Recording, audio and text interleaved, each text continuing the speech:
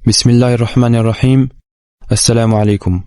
22 جنوری 2017 کو ایک خواب میں محمد قاسم نے دیکھا کہ ہر ملک کے پاس الگ الگ بلڈنگ ہوتی ہے، اور جتنا بڑا ملک ہوتا ہے اس کی اتنی بڑی بلڈنگ ہوتی ہے۔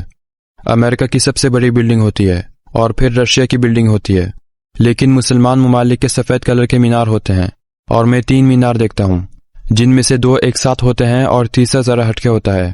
پہلا مینار باقی 2 میناروں سے بڑا ہوتا ہے۔ پہلے مینار پہ ترکی کا جھنڈا ہوتا ہے، اور دوسرا مینار جو ترکی کے ساتھ ہوتا ہے اس پہ سعودی عرب کا جھنڈا ہوتا ہے۔ تیسرے مینار پہ پاکستان کا جھنڈا ہوتا ہے۔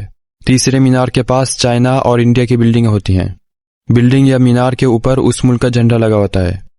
پھر میں دیکھتا ہوں کہ کفار کے کچھ لیڈر پلان بنا رہے ہوتے ہیں۔ کفار آپس میں باتیں کر رہے ہوتے ہیں کہ ہم سب کی عالیشان بلڈنگ ہے اور ہر طرح کی آزادی بھی ہے، مگر مسلمانوں کے پاس مینار ہیں اور وہ ایک اللہ کو مانتے ہیں اور ہمارے خداؤں کو نہیں مانتے، اور یہ مینار دنیا کے حسن اور امن کو بھی تباہ کر رہے ہیں۔ اگر ہم یہ 3 مینار ختم کر دیں تو پھر باقی دنیا میں صرف بلڈنگیں رہ جائیں گی، اور اسلام بھی ختم ہو جائے گا اور دنیا ایک جیسی ہو جائے گی، اور مسلمان ہمارے خداؤں کو مانیں گے یا پھر ہم ان کو قتل کر دیں گے، اور پوری دنیا پہ ہماری حکمرانی ہوگی، ہم جو چاہیں گے وہ کریں گے۔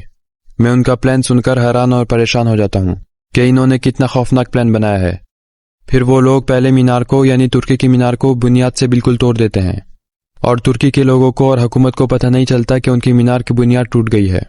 ترکی کا مینار گرنے لگتا ہے مگر رشیا کی بلڈنگ بالکل پاس ہوتی ہے، تو اس سے پہلے کہ ترکی کا مینار گرے وہ ترکی کے مینار کو سہارا دیتا ہے۔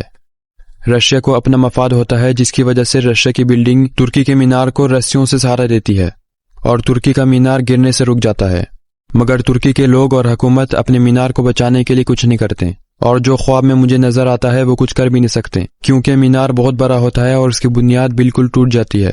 صرف رشیا کی رسیوں سے وہ اپنے جگہ ٹکے رہتا ہے، اور دوسرا مینار یعنی سعودی عرب کا مینار ترکی کے بالکل ساتھ ہوتا ہے، اور مجھے ایسا لگتا ہے کہ اگر ترکی کا مینار گرا وہ سعودی عرب کے مینار کے اوپر گرے گا، اور سعودی عرب کو ترکی کے ٹوٹنے سے بہت زیادہ نقصان ہوگا۔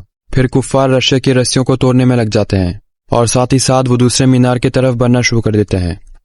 یہ سب دیکھ کے میں کہتا ہوں کہ کفار کس حد تک اپنے پلان پہ کام کر چکے ہیں، اور ہم مسلمان ابھی بھی گہری نیند سو رہے ہیں اور اپنے میناروں کو اور اسلام کو بچانے کے لیے کچھ نہیں کر رہے ہیں، اور اگر پہلا مینار گیا تو دوسرا مینار بھی نہیں بچے گا، اور تیسرا مینار اکیلے رہ جائے گا، تو تیسرا مینار یعنی پاکستان اتنی ساری بلڈنگ اور ان کے کفار لیڈرز کا کیسے اکیلے مقابلہ کرے گا؟ اور خواب ختم ہو جاتا ہے۔